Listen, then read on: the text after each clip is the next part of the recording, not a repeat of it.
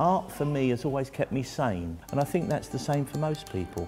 They need some sort of creative expression. What the art trail does is it opens up those avenues for the community, so the community can actually see that those possibilities are there. Walthamstow's E17 Art Trail is an arts festival with a difference.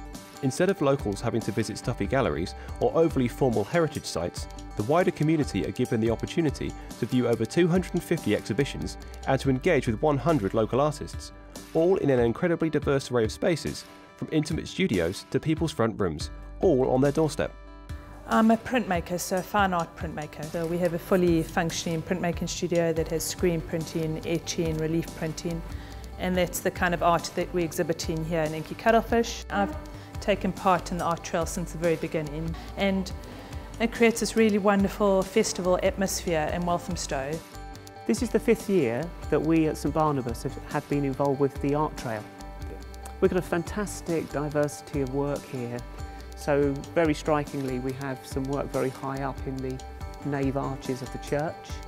We have a dove made of willow that's hanging above the font.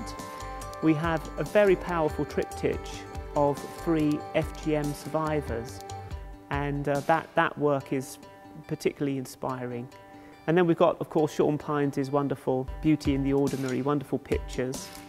For me, as an artist going to visit other artists, it's a real privilege being allowed into people's homes and studios. I think people just do enjoy coming into these more intimate spaces rather than perhaps a gallery exhibition. It's a very different feel. I think it's just a really good way of doing something that's local, bringing people together. And it's great for them, even at a young age, to see working artists around them.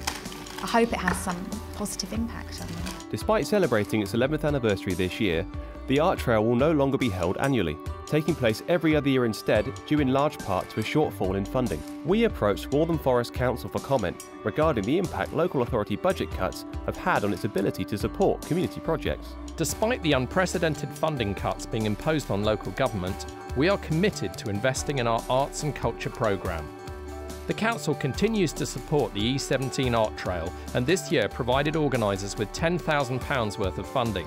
I think it's quite hard to measure the full impact of the arts because there's so many subtle things that happen, as well as the skills that you learn and the confidence and the opportunity to express yourself, which is, you know, at the moment it's extremely important for young people growing up in a city especially, and that's becoming kind of harder and harder with the funding situation as it is. I do think that the projects like this should have support from public funds. I think, you know, that little bit of incentive money that makes things happen, that can kind of help the art trail as an organisation to be more creative, more organised, have more capacity.